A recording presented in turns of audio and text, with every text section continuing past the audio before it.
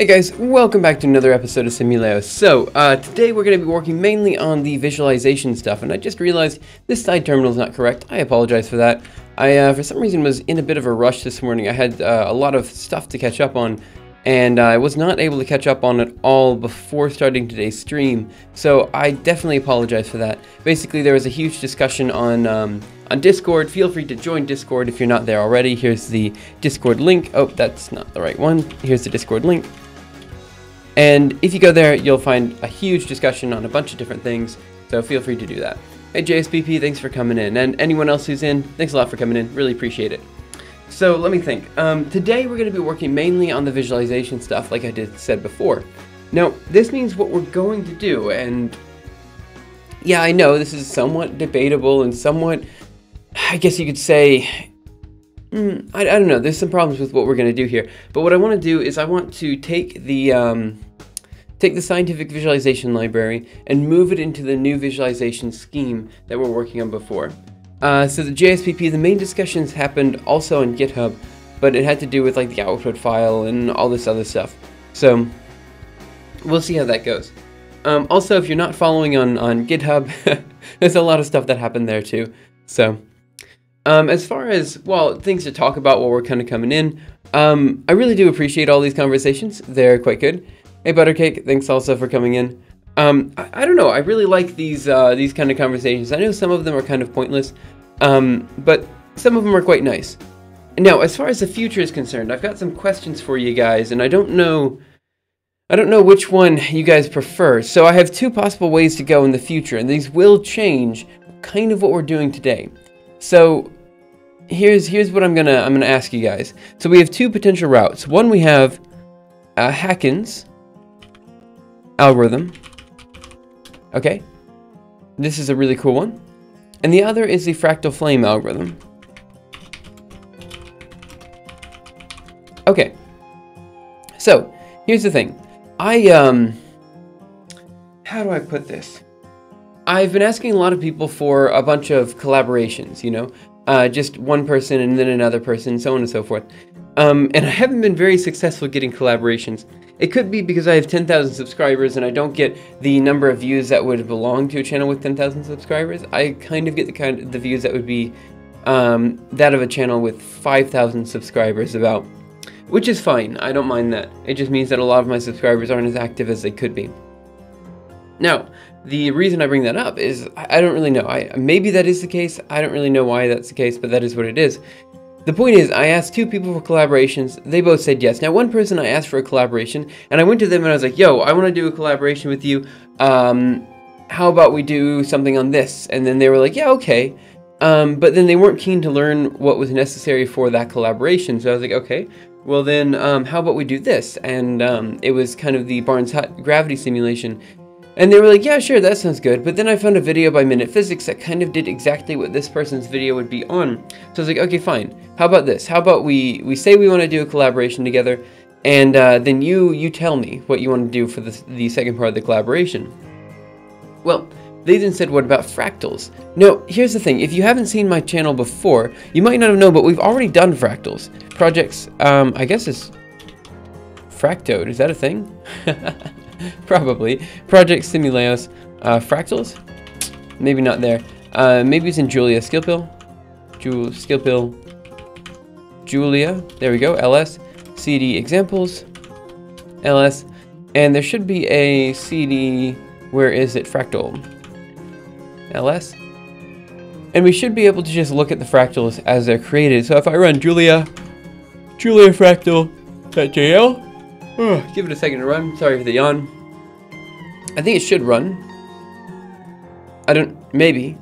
I'm actually not sure what. Yeah, maybe I should have checked the code before running it. Let me see over here and projects Skillpill Julia. And let's go into CD examples, LS, and now let's do, what do we have here? CD fractal, LS, VI Julia fractal.jl, and let's see, what are we actually generating here? Looks like we're generating SciVL, let's see, mid-range. What are we generating? It looks like we're generating fractal zoom, PNG, while range is greater than min range. Yeah, I'm not sure what we're generating exactly. Wait, you Oracle? Wait, what's going on with Oracle? Sorry, I may have missed something. Anyway, so this person wanted me to do a fractal-like thing. Now, again, fractals are really straightforward to create. I mean, it's all in this code, and this code is only 16 lines long. And this is if we're doing some crazy visualizations, like more difficult visualizations than we normally have to do. Quite frankly, fractals are easy to generate. So that's fine. So then I look it up, and I find this guy, the fractal flame algorithm. Now, the interesting thing about the fractal flame algorithm is it's kind of like fractals meet Monte Carlo, and I'm kind of a fan of it. You know, it seems rather interesting and can create some presumably interesting images. So I thought, hey, why don't we do something like that? That seems very interesting to me. I mean, look at these guys. I don't know what this guy is over here, and I need to read up on this, but that's kind of how it goes. Hey, Roxdonro, thanks for coming in. But this is one of the algorithms we could do. My hello world needs more. So let me think. So this would be the fractal flame algorithm. Again, you can create a whole bunch of really interesting diagrams. Let me zoom in just a little bit so that you guys can see it just a little bit better. Maybe not that far. Maybe something like that's okay. But yeah, it seems interesting and that seems good. I need to figure out what they're doing with the grid over here, but it could lead to some really cool visualizations. Now the other person, I found a video from this person talking about, oh, sorry for the yawn, like their regrets doing physics or something like that. They mentioned that one of their regrets was doing computer science, or was that they didn't do enough computer science. And I said, hey, that's interesting. I have a similar regret.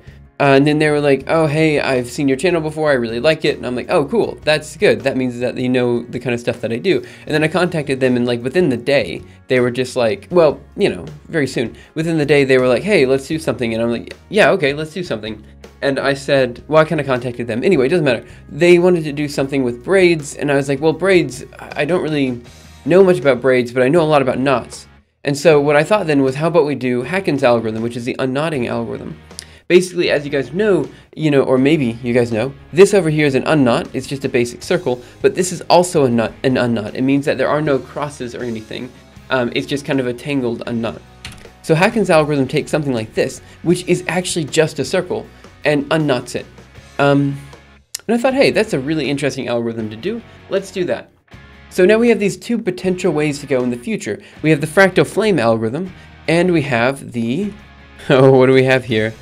Cannot find file, ffcw.jl not found.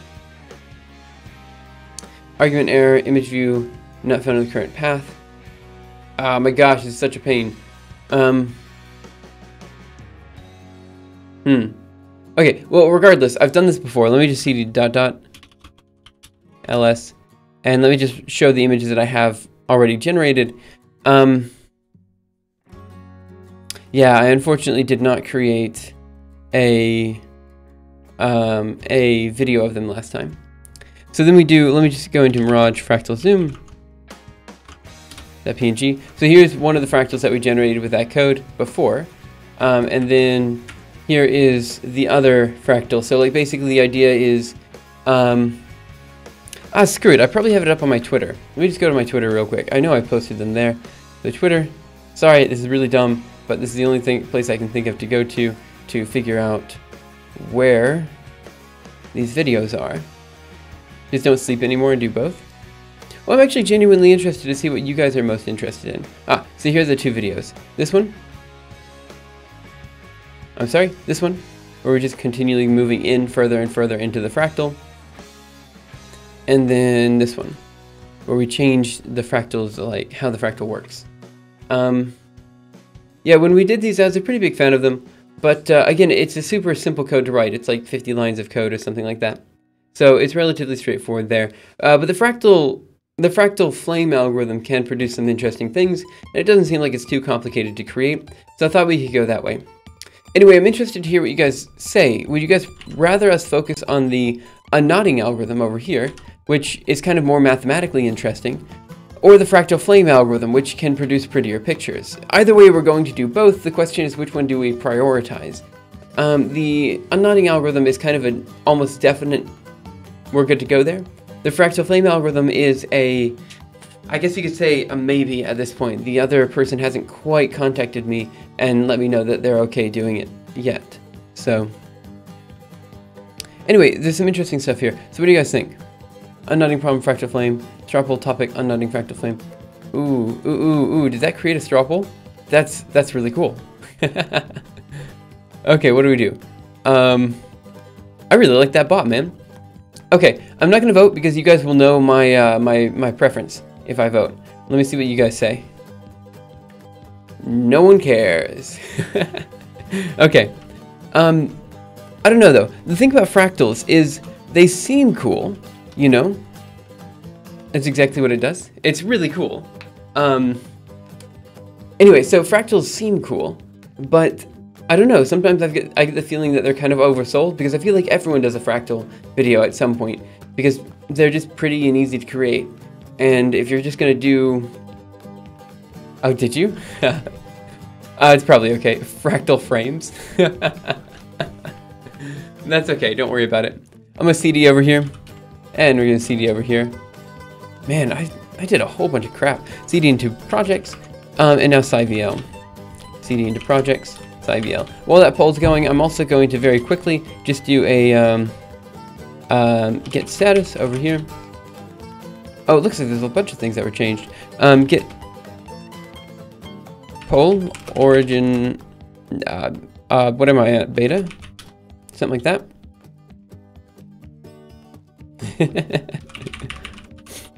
And let's see, yep, that seems good. So now we're gonna do get diff. Yeah, I guess these all need to be changed. Find preference. I'm sorry, guys. So let's go ahead and quit here. And let's do get status one more time. And let's go ahead and remove shaders. 1 second. Convolution star, because we're not using them. Get status one more time. And in principle, I should be able to get add dot, see what happens. Get status. Yeah, okay, so get push origin. Oh, get commit. Sorry about that. And I'm going to say adding in necessary changes to stable marriage problem. Oh, that was not what I meant to do. Let's try this. Now we're going to get push origin beta, and then we're going to push that to master. And now we're going to do get checkout. 1 second. Get checkout master. And we're going to do get merge beta. Get push master. And okay, so now the latest changes to the current scientific visualization library should be up on the master branch. You know, you can include them in the get ignore. No, JSPP, I can't actually include those in the get ignore because I have other shaders that I do actually want to keep, right? So that's actually a file extension I can't just ignore. It's something that I need to kind of manually do every time. So that's kind of why I had that done that way. Okay, so now I'm going to do a quick, actually let me just check on GitHub to make sure. It's 50-50. That's fine. I don't mind so much. So then what are we going to do? Let's go to GitHub real quick. Okay, and I want to just check real quick just to make sure I'm not doing something really dumb. But it should be up. Adding a zero change to stable marriage problem. Good. It looks like it's all merged in there. Yeah, I could ignore specific files, but those are completely unnecessary files. Like, they needed to be removed anyway, so it was okay to remove them. Okay, I'm going to go ahead and do get branch, and we're going to create the branch called Cairo. Now, what I want to do is get checkout. 1 second, Cairo. I'm just going to nuke the directory and create a basically a new visualization scheme using Cairo here. And the reason I'm going to do it this way is because after working with Cairo and working with OpenGL, it's just easier to use Cairo than it is to use OpenGL without changing anything really big underneath. We should consider adding OS-specific stuff for the get ignore. That would make things more easy, especially removing the nasty.ds something files on Mac. Yep, feel free to do that. That seems like a good idea. I'm kind of behind on the pull requests, by the way. Let me just... Here, since you guys are here, let me see if I'm understanding all these pull requests correctly. So it seems to me let me see. The Gathros' C++ Euler method seems to be okay. So I think I can merge that one. So then my question is, I have 3 pull requests now? Oh, then the C code to the forward Euler method, that one can also be merged. I just haven't done that one yet, so I'll do that one later. Okay, and then the question is the Gale-Shapley algorithm with 32 comments. I'm not really sure what's going on with this one. So it looks like, based on the checkboxes up here, it's not quite done yet, which is fine. And it looks like there's internal discussion about what to do with the input and the output file and all that kind of stuff. So I will weigh in on that during breakfast this morning. So I think I'll go ahead and get the 2 other pull requests merged in right after going to the gym this morning. And then after that I will, let's see, what do I do? Then I'll take a look at this one during breakfast. I'm sorry I'm so behind on this. I know I didn't intend to do that, but that's how it is. If they are all filled up, you can merge. But they're definitely not all filled up. That's okay. This seems fine to me. Okay, so I just wanted to make sure I was caught up on that. Okay, so I think the C and C++ can be merged just fine. Good, okay, so that is that. Also, as far as you guys have been concerned, I did want to show this. Let me see, I guess Insights. You guys can probably all see this. But it's kind of neat. We have a whole bunch of contributors this month. So, I don't know, I find that really cool. The fact that we have 1, 2, 3, 4, 5, 6 different contributors. I think that's neat. Let's see, pull request issues. 2 active issues. 1 closed, 1, I see. As far as the issues are concerned, there's one other thing that I need to kind of point out to you guys, and that's this one, the unintuitive directory scheme. I'm trying to figure out the best way to go about changing the directories up so that they're easier to work with. We can all see that. So let me know if you guys have suggestions there. Feel free to leave it either here in the chat section or anywhere from there. That's all public information. Ah, the insights? Yeah, okay, I didn't know. I probably should have known, I just didn't. Okay, so that's how that project is progressing. I think, honestly, it is progressing quite well. The Gitbook is getting a good number of views every day. I mean, it's not as much as my YouTube channel, quite obviously, but it's getting more views than I was anticipating, and not all of them are from YouTube, you know, or Twitch. Actually, I get like no views from Twitch, which is a little bit weird, but hey, that's how it is. So, I still like the fact that the Arcane Algorithm Archive main language is C#. Let me see, what do we have here? Algorithm Archive here.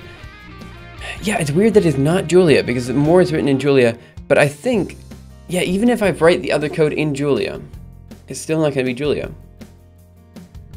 Yeah, I think C# just has, I mean, C# and C++ are about equal, you know? It goes back and forth between being, oh, I'm sorry, C# and C.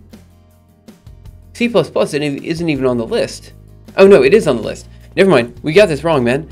C#, C++ is the first one, C is the second one, Julia is the third one, C# is the fourth one right now, actually. I think I got the colors wrong, followed by Python, then Haskell. So actually, it's between C++ and C as the primary language, followed by Julia, which is what I would expect, I think, because right now I think JSPP is the only one that's submitting a bunch of C# code. No, I think there's a couple other people who are interested in submitting C# code. I think Roxtandro also mentioned it at some point. Forgive me if I got the wrong name there. But C++ is, I mean, we have, yeah, so the Gathros has swept through and like done, like if you looked at the insights here, the Gathros is second to me in terms of number of commits, and I've done, I guess I haven't done that many commits, but, you know, I've been doing a lot recently, so I've also been adding a lot of Julia. As far as other things that we could get done today, there's still a lot to be done here. The Algorithm Archive is, of course, going to be one of those ongoing projects that takes forever and will never be officially done. But there was something I found rather interesting the other day, and I don't know if you guys knew about this. Man, I am hiccuping and I'm sorry. Ava's Demon. I don't know if you've heard of this. But it's this comic that's done online called Ava's Demon. It's very well done. The reason I bring it up, oh man, I really like this comic. I say that, I see Die in a Fire, and then I'm like, oh, I really like this comic. Anyway, doesn't matter. Point is, it's called Ava's Demon, and the reason I bring it up is this. If you go to Ava's Demon, and then you look at Kickstarter, here. She actually had a Kickstarter for both of these projects, and I thought it was really cool. it was very successful and all that kind of stuff. And I was like, hey, I hadn't even considered using Kickstarter for a project like this. But maybe in like a year's time, when we have, 150,000 words in the algorithm archive, and everyone's very happy with how the YouTube channel and Twitch scene is going, maybe we do something like that. I don't know. Basically, I do C#, and Gustorn points out everything I can do better, and then I rework, so Gustorn is a real MVP there. Yeah, Gustorn is incredibly helpful. I always feel like I'm trying his patience in literally everything I do, but so far he's still sticking around, so that's nice. I'm just terrified that I'm going to do something really dumb one day, or something so dumb that he leaves, which I'm sure has happened before. And 150,000 contributors. I mean, I would love to have a large number of contributors. The thing is, the more contributors we have, the more pull requests to get, the harder it is for me to really manage everything. And I don't know, like, if you look at like the super successful GitHub projects, again, I do a lot of time just looking at other people's stuff. I should probably stop that. But let's go to the Godot engine. Godot? I don't know how to pronounce it. Godot engine? Regardless. Let me go to the Godot again. I don't know how to pronounce it, but let me go to GitHub. This guy's been doing very well. He's got 547 contributors. He'll tell you if you do. Gustorn is good at being helpful. Yeah, he's really good. Now, granted, I think some people, good day engine, I think some people can get offended by the way in which the code reviews have happened so far on GitHub. But I think that's just because code reviews are happening at all. And I think some people feel like their code is good enough that they don't need a review. But I think it's good to leave some time out for review from now on, since we do have enough community members that they can look at all the code. And I think it's kind of fun. Maybe you guys don't, but I find it really fun just looking at the code and seeing how people implemented things and why they implemented it in that way. And I don't know, I find it really interesting and fun. So I thought maybe if you guys are okay with that, we do that too. So anyway, the reason I bring this up is because this is an open source project that has a lot of support on Patreon and from like open source initiatives and stuff like that. And I was thinking, it's kind of similar to this. If you want to work as a software engineer, this is a good intro to code reviews. Yeah, I agree. This is the thing. The thing I like about this is that, yeah, the project is very basic, but it's one of those very, I guess you could say, very beginner-friendly things. I don't know. Oh, yeah, no, Gustorn, don't get me wrong. I wasn't saying that you were harsh at all. What I was saying was that I think some people, like the moment you show your code out, and people are kind of new to the programming scene, they're going to be offended if you tell them their code is kind of wrong, or there's things that are incorrect about the way that they have the code laid out. Like, this is something I was talking to one of my friends in real life about. He has submitted to the algorithm archive, and he got a lot of discussion on his pull request, and he was like, I don't know, I felt like I was being attacked. And I was like, no, you weren't being attacked, like people were just discussing it. And that was something, I don't know how to fix this problem, because I think a lot of people will think they're being attacked when they're not actually being attacked. I do this a lot in work where I'll just code to someone and I'll be like, oh yeah, this is wrong. And that's just what I say. I just immediately say, this is incorrect because of these reasons. And it's something that I need to fix, because when I'm talking to people, I need to not be so blunt. I need to be like, hey, I don't think this is right because of these reasons, that type of thing. I need to be kind of softer with the way that I approach things. Or like if people get really, I don't know, if they show me their MATLAB code and it's like, I couldn't figure out how to do this and this, so I did this and this, and it's really ugly. I'm like, yeah, I can't help you there, man, because it's MATLAB code and I can't stand MATLAB code. Anyway, the point is, I've been looking at different projects and seeing how they went along, and seeing how they are currently moving. Okay, so as far as the poll is concerned, let me share this one more time. So I guess I'll just grab this over here and put it over here. I think that'll work. And then, wait, where's Butter Cake? Oh no, what did I do? If no discussion happens, you'll either really good or no one cares, and the last one would be really sad. Yeah, I agree with you there. The thing I like about this community is, yeah, it's kind of small right now, but it's got a lot of potential, and I really like it. If I were you, I'd actually create pull requests for the algorithm archive so people can look over it and spot mistakes and stuff. For code, not the chapters. Yeah. Okay, I agree. I'll agree with that. So, let me think. Oh, my bad. Let me go to let me go to this guy, and let's see what we got. Okay, so it looks like more people have gone for the fractal flame, just barely, but that's okay. It doesn't matter which way we go. So I guess we'll start going to the fractal flame algorithm and go from there.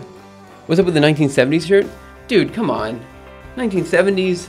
I mean, my mom bought this for me. It's not saying that you should create pull requests for your own repository, but that's what I would do in your position so that people could review my code. I don't like the algorithm archive to be a testbed environment. I don't like the algorithm archive be a test environment for a pull request. Yeah, I agree. I think that probably the code that I put up should be reviewed before it's put into the algorithm archive. I agree with that. On the other hand, most of the code that I'm creating is created on this Twitch channel. And you guys see the code that's being produced, and while I'm coding it up, you can tell me, hey, I don't like this, or hey, I don't like that. So I think maybe in some sense, though I agree the code should definitely be reviewed, in another sense, I feel like it has already kind of been reviewed because you guys have helped me with the implementation to begin with. With the exception of the Gale Shapley algorithm, in which case I kind of put Guthrun's code up instead of mine because his was cleaner than mine. So most of the other cases, though, I think we'll go from there. Yeah. Doesn't matter that much. Okay, good. So let's go ahead and move on with this library. So again, today's going to be one of those days that could be potentially quite boring for a lot of people. And I apologize for that. So feel free to just say whatever you guys want in the chat. Obviously, no reason not to discuss whatever you want.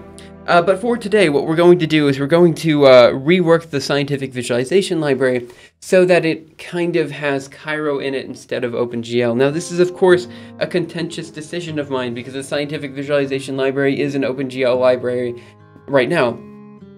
The reason I want to do this is because see, this would mean that I'm ending development of the OpenGL branch of the scientific visualization library. But that's not necessarily true. What I'm actually doing here is I'm going to put the OpenGL branch on a separate branch. Let me just go ahead and do that now. Git checkout master. And let me just go ahead and do git branch open. I should do OpenGL. Okay, so now we have a bunch of different branches. And one second. Sorry for the... Okay. Man. I'm so sorry. I was like about to sneeze and I was like, maybe I'm not gonna sneeze, and then I sneezed anyway. Oh my gosh. Okay, what is this? Open link. What do we have? What do we prefer? Let me see what the results are here. I don't like... Okay, so it looks like most people don't want an output field and random input. And I kind of agree with that. The thing with the output file is then in all the codes, or... Yeah, maybe it's okay. I don't know. I'm still split on that one. Refactoring our NGINX server config for one of our client sites to improve performance. I don't even know what NGINX is. I apologize for that. I'm probably mispronouncing it. It's probably pronounced Ginx or something. Okay, so here's what I'm doing. Today we have two branches. We have the OpenGL branch and the Cairo branch. So what I want to do is I want to change the scientific visualization library up so its primary mode, or its primary visualization method, is via Cairo. And the reason I want to do this is, yeah, I know it sounds like we're taking a step backwards, but the Cairo library just ends up being a little bit easier for me to use than the OpenGL library, and I can show you exactly why. So let me do a quick git branch. If we go into, I don't know, anything here, let's go into, hey, iCare, thanks for coming in. For some reason, I don't know why, I know you've been in a lot, iCare, and I know you were in yesterday, or the day before, but just the fact that I've said, hi, iCare, thanks for coming in, for the past, like, years, or whatever, like, I remember saying that, like, 2 years ago. It was, like, one of those nostalgic things, I don't know why, but... I don't know, I really like you guys. You guys are great. Okay, so here's why. If I go into, let's go ls, and then we go into ls, I don't know, source. We go into vi, shape function, source, shape functions. Okay, so here's all the functions we have to create different shapes. There's a lot of boilerplate here. You know, we have vertex location, vertex color, move vertex, you know, move shape, transform shape. All of that is just unnecessary stuff that we don't need. You know, it's all just very, very, I mean, it's a lot of boilerplate. And that's true. Anytime you do OpenGL, it's going to have a lot of boilerplate. I really understand that completely because of the way I did it. That's a lot of boilerplate. And there's a lot of different ways that I could go about this. And I could modify this visualization method with another like language and stuff like that. You know what I'm saying? Like OpenGL is a lot of boilerplate the way I implemented it. And there's a lot of ways I could have made it easier on myself, but I didn't. And because I didn't make it easier on myself, it ended up being quite difficult. Now, Buttercake just asked, do you plan to port OpenGL visualizations to Cairo? That's the thing. I'm not sure what we're going to do, but the answer to that is probably, because the OpenGL visualizations I've done so far are not very complicated. So right now, everything that Cairo can do, OpenGL can do too. In fact, Cairo can do more stuff than OpenGL at this point in time, and it took me a year of development, well, not like a full year, but a year of off and on development to get the scientific visualization library up to the point where I could do what OpenGL, or where I could do what Cairo could do, and then on top of that, now forgive me for this, but on top of that, the, and then on top of that, we, wait, I'm sorry, I just kind of lost my train of thought. So on top of the year of development, on top of that, the scientific visualization library as it's currently set with OpenGL is not, well, it's not as good for making visualizations, because this means I'm kind of limited to the resolution of my screen, and you could clearly see it in the Gale Shapley visualization and stuff like that. I had to do basically a screen capture, and I wasn't a very big fan of that one. Also, the lines are drawn funny. There's a lot of weird things about this current library. How would you do something like the FFT visualization to Cairo? It's interactive, so what I would do there is I would basically create different scenes. So if we run /SciVL -s and we do Fourier, which is the one that you're talking about here, I would basically just have it so, I mean, it's the same visualization. I just say beforehand that we increase the frequency, like going forward here, and then going backwards here, and then we add 2 different frequencies. You know what I mean? I just script it, so it does what I want it to do anyway, without me having to add anything to it. So something like that, so I just script it beforehand. Kind of like what we did with the Monte Carlo visualization. So if I cd, yeah, let's create a new terminal. Pop it up over here, cd projects, SciMiLeos, ls cd visualization, and I think I have a Monte Carlo in here. Yeah, I sure do. Let me see. So we have these guys, so let me see what happens if I do anim1.gif. I don't know what it looks like, but let's just do mirage anim1.gif. Oh yeah, this guy. So I just pre-script it so that it does everything I want it to be. No, it wouldn't be interactive anymore. That's one of the big downsides of doing Cairo. But on the positive side, it kind of produces some better images in the end, in my opinion. Because again, we're not limited to the resolution of the screen. We have a whole bunch of things that we can do to make it, you know, better and cleaner and all that kind of stuff. Yeah. So anyway, that's kind of my thoughts on it right now. I think currently the Cairo library is just easier to use, so I can get more done. I mean, like for example, with the Euler stuff that we just did, we were able to create a we were able to create at least 2 to 3 different visualizations, and we could only do that because of the way that I wrote it. Because it was done in Cairo and it wasn't done in OpenGL. So that kind of helped out a good bit. Just buy a 4K screen. Yeah, I mean, I could do that, I guess, but I don't want to.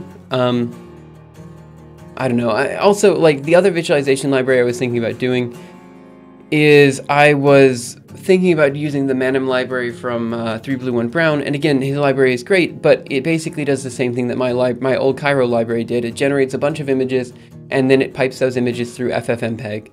And I'm like, you know, I do basically the same thing. I just generate the images and I keep the images. So if I just make it so I pipe the images through FFmpeg instead, then we're basically using the same, or the same library underneath. And I think that's pretty good. So I don't know. We'll see how this goes. again, I'm a big fan of the visualizations we did with the Cairo library, so I think ultimately they've done pretty well for themselves, and those visualizations were always a little bit better than the other libraries. I could run it for you a bit more than 1080p. What do we even have here? Demon, Cairo, Determinant, Eigentest, Evanescent. What was in Evanescent? Did I even... Let me check this real quick. Mirage. Oh, let's do mplayer. How about MPV? Out.mp4. What is this? Didn't look like anything was in there. Let's do TFSF1. Ho ho! Ho ho! Look at this guy.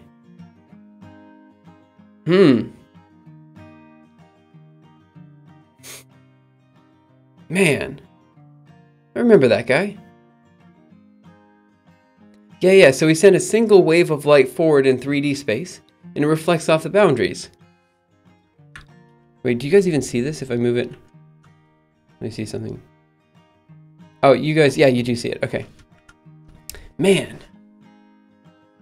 We used to do so cool visualizations. Now we don't anymore. Yeah. So this is back in the day when we were doing finite difference time domain.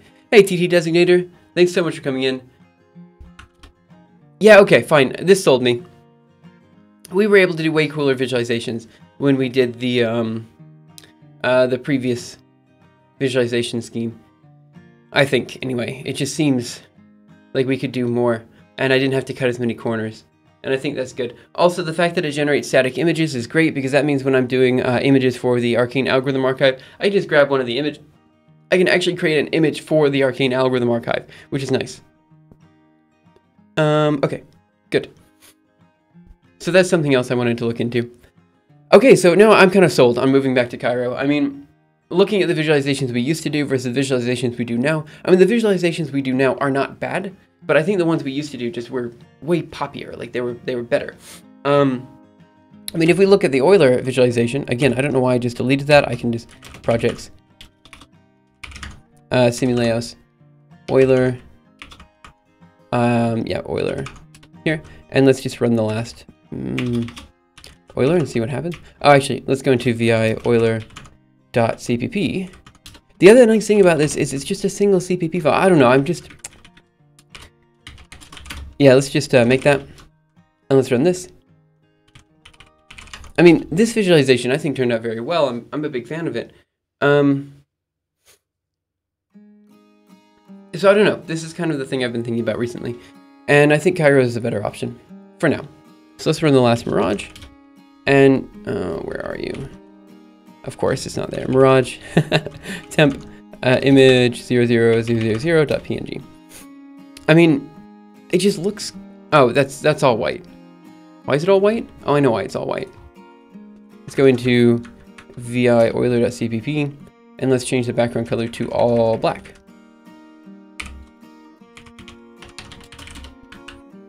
Make, oh, no. Where is it? Make that, and then we run ./Euler. Give that a second. I had a new idea for shell command. CPP for only running CP on CPP files. Wait, why? Anyway, so now we'll take a look at all these guys, run the last Mirage, and we should see the planets being created. And, you know, this just looks good. I mean, it pops in. Then all these guys pop in. They start moving around like crazy. I don't know. I'm a big fan. I mean, yeah, there are issues. Some of those issues were the reasons I switched from Cairo to begin with. But I mean, just look at that. It's poppy. I know we can make OpenGL do the same thing, but that's okay. Okay, so now let's go ahead and remove this, and let's do it. Okay, so the first thing I need to do is just do a quick ls. Man, but this was a lot of work, though. Git checkout beta Cairo. I could create a second project. Okay, fine. What do you guys say? Should we, let me do a quick pony say here, and, should I nuke SciVL or create a new project. Okay.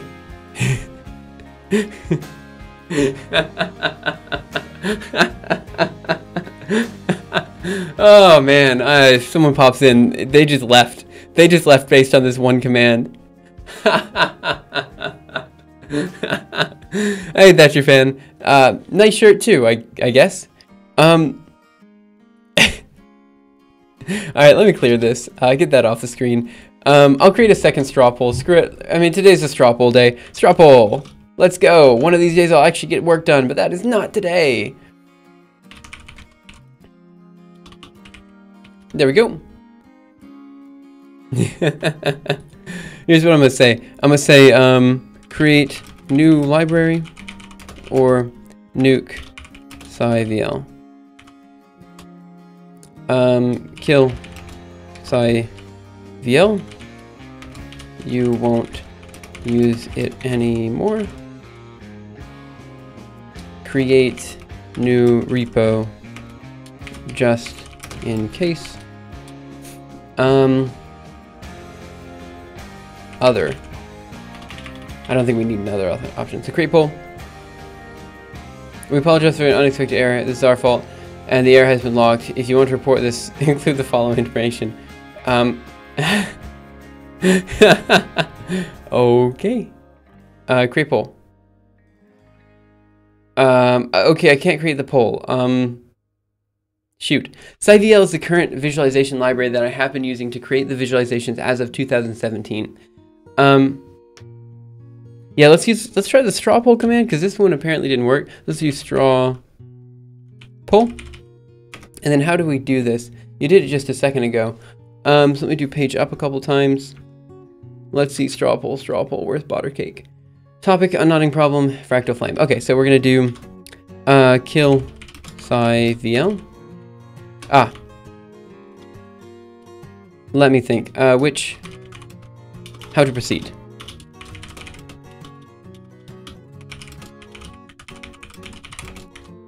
Visualization. Kill SciVL. And replace with Cairo. Then the last one is going to be lag so bad, catch me later. See you, Rockstonder. Let me see. I do have quality options today, right? Yeah, it looks like I do. Okay, so wait, let me check one more time. Yeah, I should have it. So I'm sorry that the lag is so bad that that you can't help, but I'll see you around, man. Thanks so much for coming in. Then how about create new Cairo library? Library. There we go. Got it. See if that works. Oh, I misspelled how. Oh my gosh, I wrote how to proceed. I'm so sorry. Okay, so this is how to proceed, apparently. I'm 50-50 on this. We can kill the current scientific visualization library and replace it with Cairo, or create a new Cairo library. Now here's while you guys are voting. I'm not gonna check the results yet.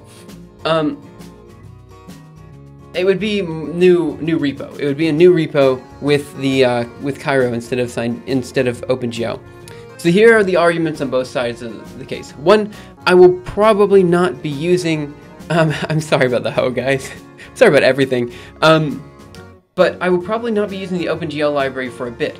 However, on the other hand, heck, maybe I do want to use the OpenGL library for something. I was planning to have the OpenGL version as a separate branch of the scientific visualization library, and then having the main branch be Cairo. That's what I was thinking about doing. However, maybe it does make sense to have a separate library for Cairo and have the scientific visualization library stay as it is in OpenGL. Then we have OpenGL in the case that we ever want to do interactive visualizations later. It's also slightly less messy. This means I don't have to destroy everything that we spent all of the time working on in 2017, you know? So I'm 50-50 on it. I think maybe it's better just to create a new repository for Cairo instead of destroying the repository that we already have. Okay, let's see. What are you guys saying? You guys are saying create new Cairo library. Yeah, that's kind of what I figured. Okay. So in that case, then we will do the new Cairo library. So let me think. What do we want to do with the new Cairo library? What can we call it? So what do we want to name the new Cairo library? We could name it anything. The Scientific Visualization Library would be a great name for it, but I'm already using that one. So some sort of visualization library. The first option seems stupid, to be honest. Destroying the Scientific Visualization Library. Fine, fair enough. I'm stupid, I get it. How is everybody doing? SciVL? I don't mind that one, actually. The Cairo Visualization Library. I think that one's kind of fine. Okay, let's think. What do you guys think for new names for the Cairo Visualization Library? Feel free to let me know in chat. I'll be creating the library in just a second. Let me think. What do we have here?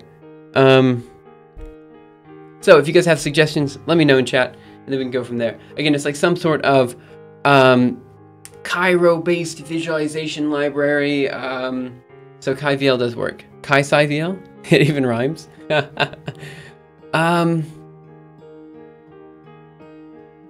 Animations should probably be in there somewhere. Animation. Here, let's write out what we have. So let me just. I'm sorry. I don't know what I'm doing. So we're gonna do Zernal. Let's see. I'm sorry. I didn't mean to waste time on this today. I apologize for that. We want to do. Okay. So the library will. SciVL, the Scientific Cairo Visualization Library, but Skytica? What does that mean? The Scientific Cairo Tika. SciVL? Okay, so we have animations, math, science, algorithms,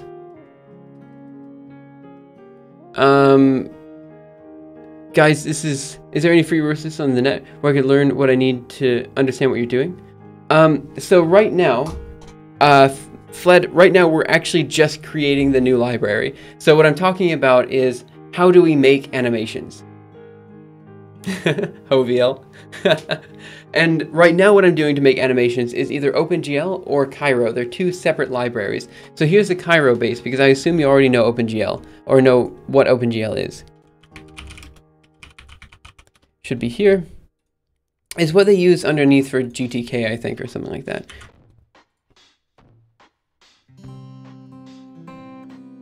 Oh, okay. Yeah, okay. Wait. Oh, I think the GitHub link automatically links you to the algorithm archive. But I guess if you want my actual GitHub link, let me think. GitHub, yeah, it's probably here somewhere. Because I might take a quick shot at implemented version as well. What do we say here? Wait, because is the library going to be 2D or only, or 3D plus 2D? Okay, so what I was going to do was have the Cairo library be specifically 2D.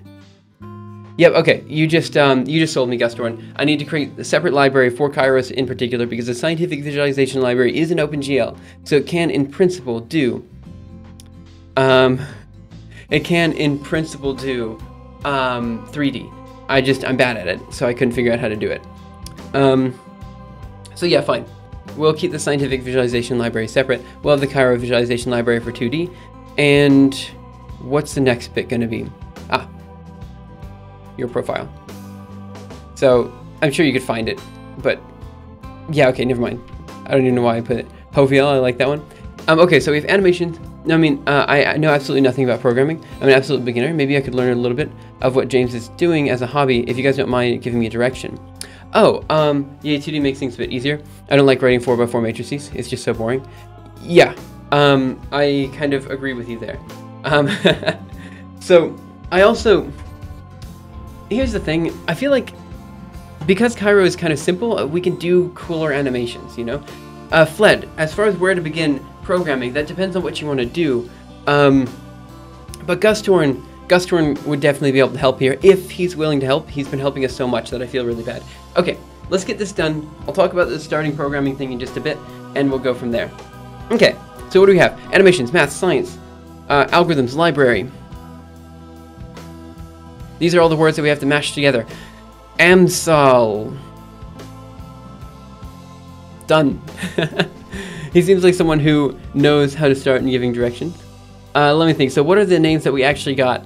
I didn't mind the SciVL. I like that one. I don't know who suggested that one, but I like that one a lot. I want to understand what you're doing and how you're doing it. Let me get back to that question in 5 minutes, Fled, and then we'll talk about that. So let's see, scientific animations, enamel, maybe? Maybe we can make this fit enamel.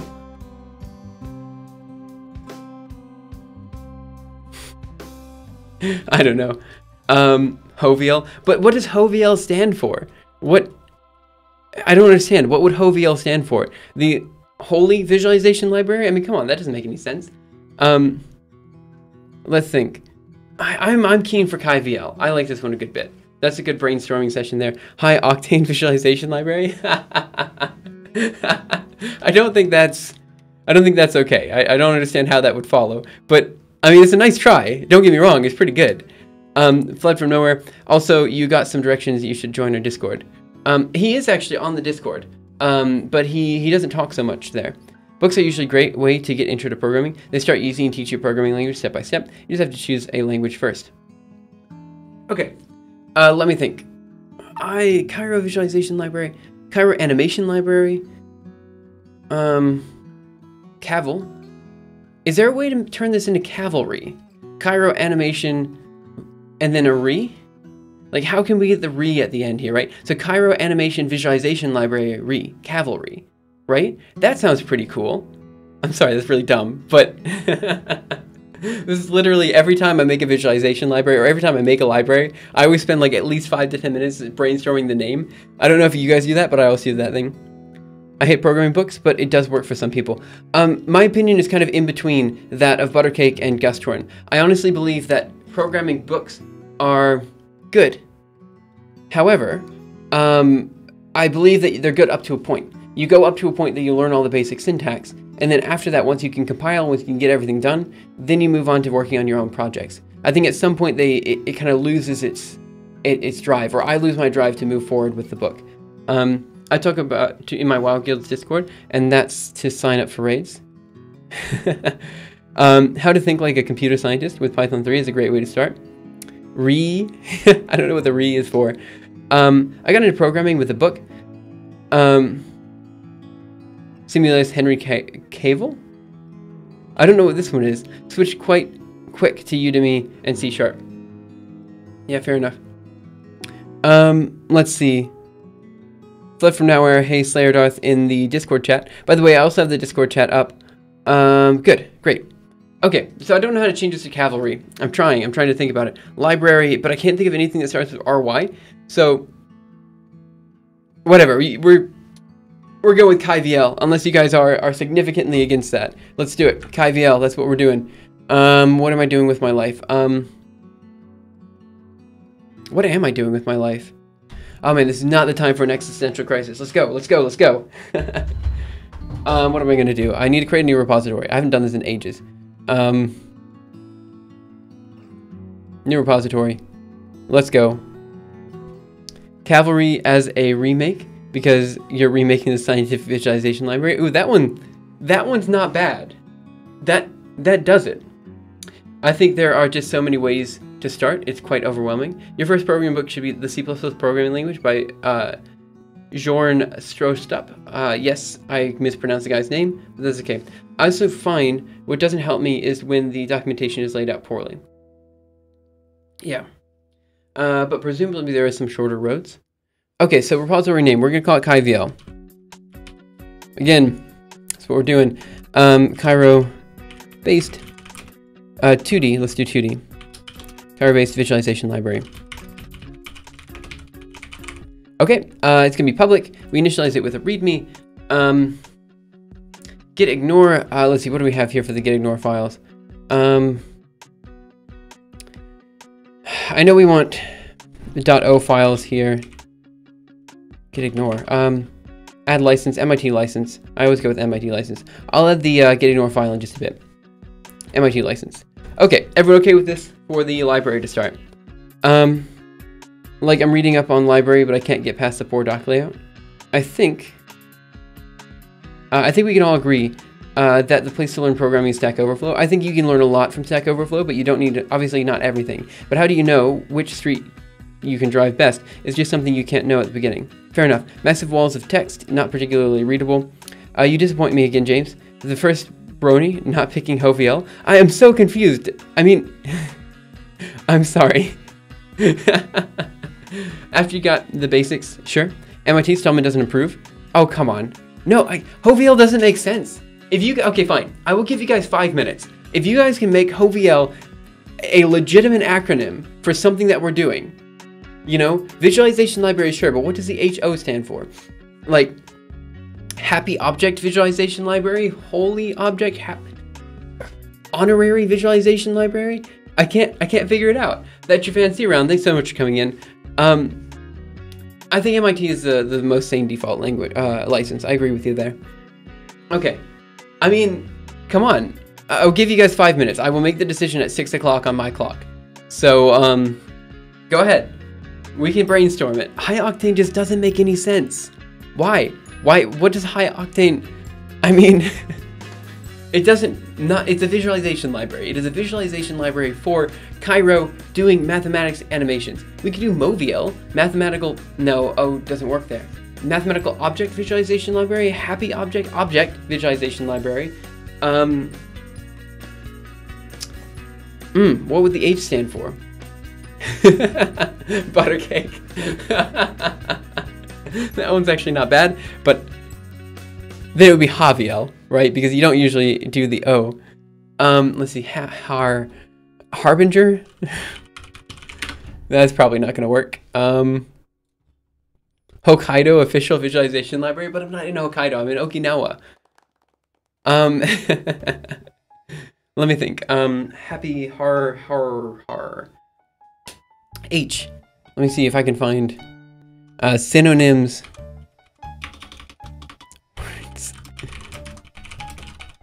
Are you ready? Hubbub, Halax, Hazard, Hazens, Okinawa visualization library. Come on, guys.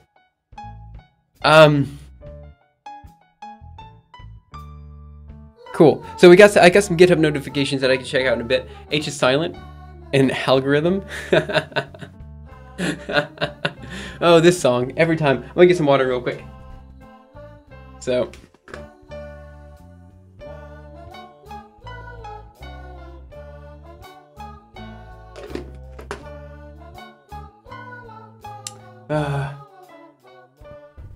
I mean, it's good. But I'm not gonna have a library that openly curses at the start of it, you know? Come on. You gotta work with me here. Okay, so let's see. Visualization, let's do math.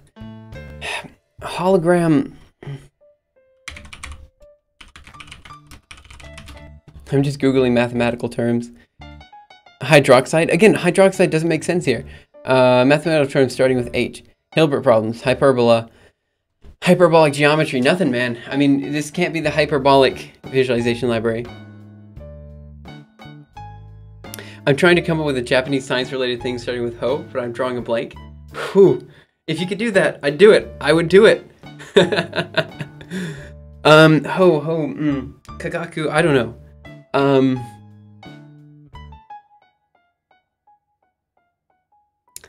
Okay, it's 1 minute. Can't figure it out. We're calling it. In 1 minute, at 6 o'clock my time, it's just gonna be SciVL, and that's what we're going with. And you guys are gonna be sad for the rest of your lives that we couldn't find anything. Hardly objection. I'm stuck on Kagaku too. I'm glad I'm not the only one. What about math? What is math in Japanese? Highly oriented visualization library? I don't know. Let's do translate. You guys are gonna be sad for the rest of your lives, regardless of this decision. This decision has nothing to do with that. What do we do here? Japanese. Let's do math. Mathematics. Sugaku. Let's do. Cairo. And of course, it's Cairo. Bijaru. Bijuaru? What was that? Sugaku. Hell.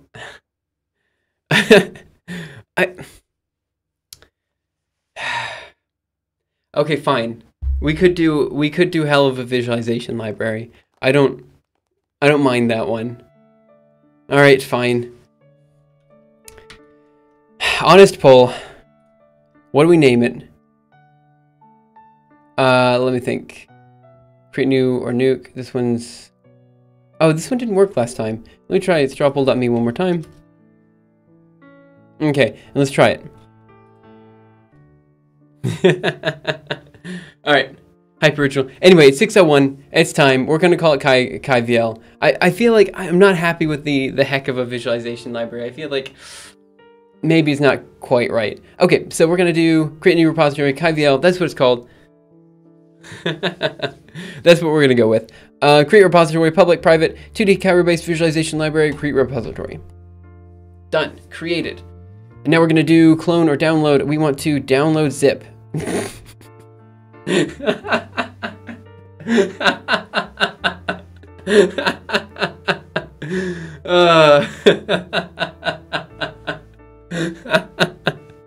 Oh, I'm so sorry, guys. Okay, let's do this. We're going to do Control-C here. And, yeah, pop this over there. Pop that over there.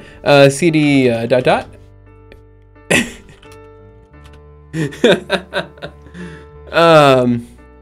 Git clone here. Dang it.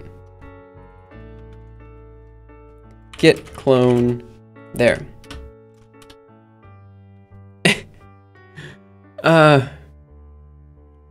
What if 80% agrees to slave the other 20%? Enslave? Same first kanji. So now we're going to do this. CD ... SciVL. Oh, sorry, CD SciVL. Okay, good. So now we have the visualization library done. First thing I'm going to do is pop this stuff over to our current directory here. So I'm going to go ahead and make directory source, make directory include, and then I'm just going to go ahead and copy what we currently have over here. So we're going to cp simuleos. Where is it? Oh, dagnabbit. CD SciVL. Let's do it. Now we're going to make directory. Actually, let's just... There we go, got it. Spelled HOVL wrong. I sure did. Yeah, no, just for this question. That thing you mentioned is happening right now already. Oh, by the way, one thing I want to mention. As far as learning what I know, Fled, I know I say this a lot, but I don't actually know that much. Like, I'm trying to get better. That's kind of the whole point in this stream in some way, just trying to improve with people our programming ability, you know? And I think it's been successful on a lot of fronts. I mean, I know that Gustorn always knows more than I do, but I feel like there are certain things that, you know, we've done on this channel that have helped pretty much everyone who's been here at some point in time, you know? And I think that's really cool. I think we need to hack Laos. Maybe the hackable object visualization library? Anyway, it doesn't matter. Okay, so what I was going to say was, in order to learn where you go, or in order to learn programming, the first choice is obviously choosing a language. We use C++ pretty much on this channel, but, you know, we've also used Julia and Python and a bunch of other things. If you want to learn what I can do for the 3D visualizations, you know, like what we did for the 4D objects and stuff like that, I would recommend learning Python because Blender is completely Python scriptable, and you can use Blender and a whole bunch of other different visualization libraries in Python. So Python is probably a good language for that. If you want to learn kind of programming underneath, I would suggest either C or C++ because it gives you kind of a deeper understanding or intuition as to what's happening, and it kind of also forces you into some I guess you could say programming. Like, it requires you to do some things that I guess allows you to understand what's happening a little bit better, in my opinion. Like, it's kind of, I guess you could say, a lower level language, so it is, in some way, it provides you more information when you're programming it. Like, it teaches you a little bit better some things.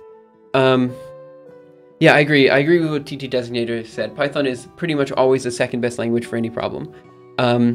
Do everything with SH compatible shell scripts. You could also learn, basically there's a whole bunch of different languages to learn, and depending on what you want to do, the languages could be better or worse. Python is good for just about everything, but it's also slow at just about everything. C and C++ give you a good understanding, I would say, of the language itself. Julia is great specifically for scientific computing. It's also very easy to read, and it's kind of the primary language of the algorithm archive. Let's see, what else is there? Basically, no matter what language you choose, once you get the basic syntax down and you can understand how it works, from there, just start working on things, you know? Like, every week we put out an algorithm. If you can code up the algorithm in the language that you chose, then there you go. That's a problem that you can work on. And just kind of start working on things and trying to learn how to do things, you know? And that's how you proceed. And I agree with what Gustron said earlier. As far as the textbook is concerned, I think the textbook is good to a point, but at some point, the textbook is no longer useful. At least it wasn't for me, you know, because you start learning and then you hit a wall where it's just hard to learn anything more from the book. But you can learn a lot. But you can learn a lot from a book. So you learn a lot from a book, and then after you learn from the book, you then move on to working on your own project. That's what I mean to say. If I learned Python, I'd be able to follow what you're doing. If you learned Python, you probably wouldn't be able to follow exactly what I'm doing, because I'm doing most of my stuff in C++. However, you would be able to follow, like, the ideas of what I'm doing. You know, I'd be able to say this is a function. I'm going to add this here, I'm going to do this there, this type of thing. For the most part, I'm doing C++ stuff, so there is going to be some stuff in here that's going to be C++ specific. And that is unfortunately how it goes. But you can also read other implementations because they're probably well written. Let's see, kinda, you probably will be able to read the code, but you also need to understand the problem domain. Yeah, that's also true too. Okay, so let's go ahead and copy some stuff over here. So I'm gonna go ahead and CP, let's see, I think it's gonna be SciVL, visualization, Cairo, and I'm just gonna grab everything here and pop it over here. Do a quick ls. Let's go ahead and do make clean. ls. Okay. Good, that seems fine to me. Yep, okay, so let's go ahead and move the CairoViz.h into the include directory. And let's go ahead and move move CairoViz.cpp into the source directory. Let's go ahead and update the makefile. MA is not a command, ma. Okay, move, and now let's go ahead and update the makefile. Let's see, what do we have here? We have dependency CairoViz vec.h. Do I have vec.h? I should. And we're going to move, let's see, move vec.h into include. There we go, quick ls there. And then we have the makefile. And I'm going to have to do some finagling here to kind of get everything to work. Let's go ahead and move viztest.cpp into source. And now we're going to do a quick look at the makefile. Okay. So we have the dependency CairoViz vec.h, and again, for now, we're just going to be working with the test visualization, make sure that it all works and everything's good to go from there. Let's see, so we have the binary, which is just visualization test, and I think that's okay for now. Viztest.o, CairoViz.o. Now for the dependencies, we're going to have more dependencies than just this, or we're going to change this real quick. So it should be include here, and it should be include there. I missed some stuff in chat. Let me think. I'm already mentioned it earlier, but you should really try out how to think like a computer scientist. Yeah. Sorry about that. You can learn pretty much any language once you have the basic understanding of it. You will understand most other languages. Sorry for the yawn. You won't be able to use them, and you may not understand language-specific concepts, but you'll know how computers understand instructions and how you can come up with those instructions. Yep, that's true. And remember, you can ask us anything. Yeah, that's definitely true. This community is great for learning programming. If there's one thing I like about this community more than anything else, it's the fact that we have people who are interested in not only learning programming, but becoming better at programming.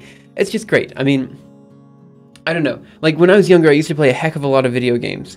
And the reason I used to play these video games is because, well, quite frankly, I didn't really like the games, but I liked being online with people and chatting. I just loved using the games as a chat box.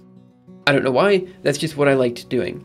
And so, while I was sitting there and I was just talking to people for hours and hours and hours on Guild Wars or whatever, I came to become pretty good at the game just because that's what I did. I hung out with people who did a lot of Guild Wars, so I got good at the game because I did a lot of talking.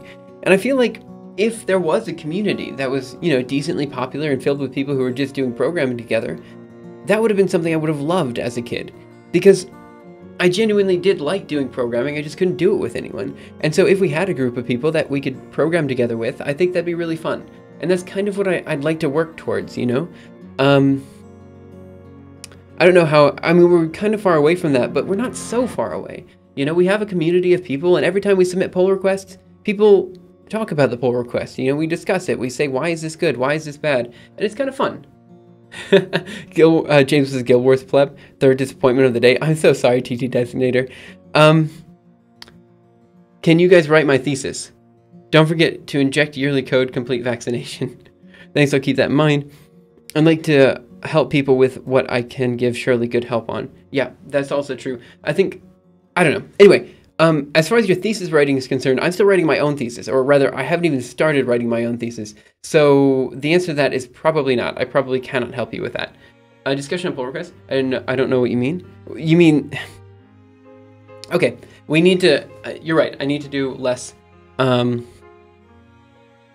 need to merge less quickly from now on. You better adapt a cat to make up for your wrongdoings. I used to have a cat when I was younger. I don't know what happened to it. I think it lost a toe. I'm not really sure. Okay, so visualization test, what do we have here? So what we want to do is check to make sure the current visualization test works.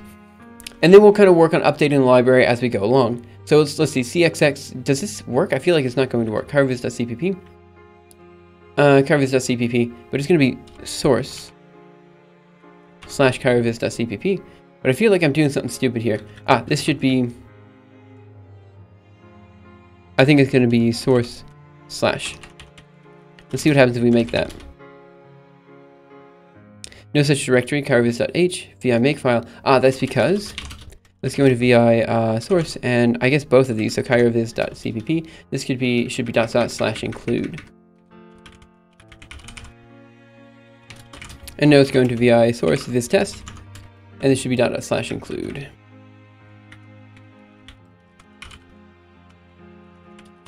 And now let's try making that. Okay, seems to make just fine. Quick do ls and run viz test as a quick test visualization and see to make sure it works. Every time I submit a pull request, I hope that someone completely rips my code apart. Then Leos comes along and merges it, as is. I'm sorry.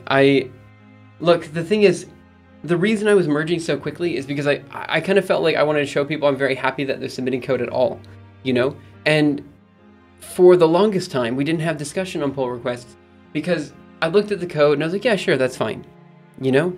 And to be fair, most of the algorithms we've covered up to this point aren't complicated enough that they really merit discussion.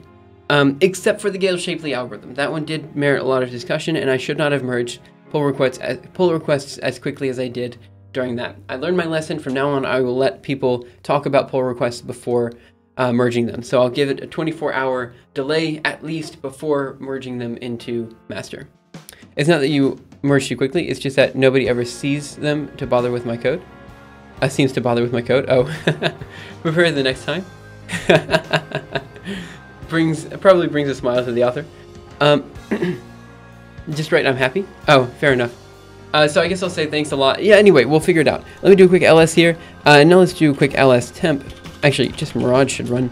And we should have this simple visualization working. That's not what I want. I want Mirage temp image. 000.png. Okay, so this visualization should be working. We have the plot being generated. Sorry, we have 1 square, 2 square, a big square, and a fraction being generated on a single frame here. Okay, good. Looks good to me. Maybe my code is just perfect. Who knows? I don't think that's true. Okay, so the test animation is working. So now let's talk about how we need to proceed with this library. Because quite frankly, there's some things with the current library that I like and I don't like. And I want to talk it through and kind of work through this. I realize that today's stream is kind of one of those, not theory streams, but one of those streams where I'm just kind of thinking things through. And I want to hear your guys' opinion on this. So there's currently a bunch of things I don't like about the visualization library in Cairo, and a bunch of things I do like. So let's talk about the things I don't like. let's talk about the things I do like first. Yeah, let's talk about the things I do like. So good things, good points. Okay, so good points. I think Cairo is easy to use. So Cairo is easy. That's pretty good. I like that. Another good point. Cairo is easy. Another good point is I can do density plots. Now, by density plots, I mean basically what we did with the, with the invisible lens stuff. So let me see if I have any of those up. So let's cd SciVL, invisible lens, ls, and I think, let's just take a look at these guys. Let me do, what do I have? Do I have anything? cd, actually, geometrical optics is where I put it. Geometrical optics. Do a quick ls here. Yeah, there we go. So if we do mirage animation lens.gif, we have this guy. See how this is colored on the inside? That's something that I have not been able to do yet with OpenGL. And I know it's possible to do with OpenGL. Obviously, you just use shaders, but at some point it just gets complicated. So the fact that we can do this type of shading pretty easily with Cairo is another big plus. Big fan of that. Wait, I missed a lot of stuff. I remember you trying to fix the bot repeatedly. You don't have any evidence for that?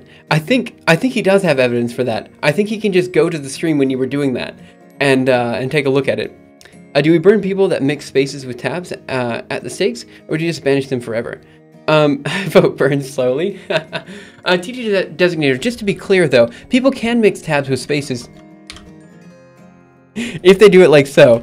So let me just open up a file to show you. So if you do 1, 2, 3, 4, 5, 6, 7, 8, and then you go down and you press a tab, there's visually no difference between the two, depending on what text editor you're doing. So really, you can probably mix tabs with spaces in this case, because, you know, people won't know the difference, so it's okay. I think this, please don't do that though. My old code base, for some reason, one of the developers was using tabs and everyone else was using spaces, and we couldn't figure out who the developer was that was using tabs. But for some reason, we'd bring it up at every meeting. We would be like, hey, someone's using tabs. Could we maybe specify that this is spaces, not tabs? And everyone was like, yeah, it should be spaces. It should be spaces. And then someone kept putting tabs in the code, and I didn't understand it. I could not figure it out to save my life, who it was that was doing that. Let's go ahead and quit here. I use two spaces whenever I can. Yeah, fair enough. Have you heard of Git? How about you add a .editor config file in the repo? That actually wouldn't be a bad idea, I think. That's a pretty good one.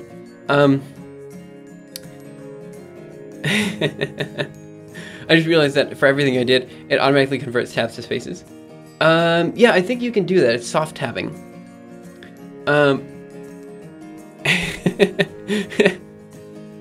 When you think you know someone. Anyway, I'm checking the chat. Okay, so let's keep talking about the visualization library. So those density plots are quite nice. Now, I agree with Gustron here. I don't mind tabs either. It's just, I got so used to spaces, you know. The density plots are also good.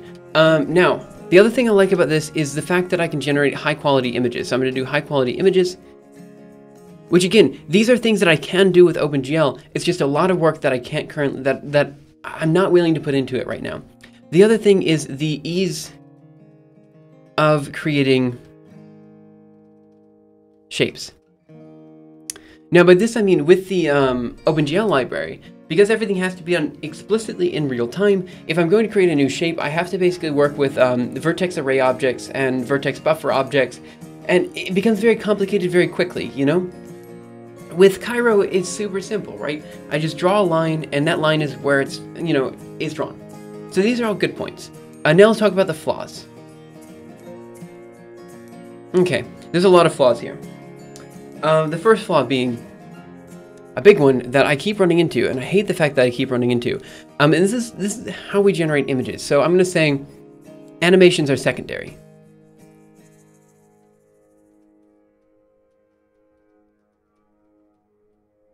Okay, so by this I mean with the current visualization library that I'm working with now, I generate image by image. I generate static images, I output them, and then I combine them all with FFmpeg.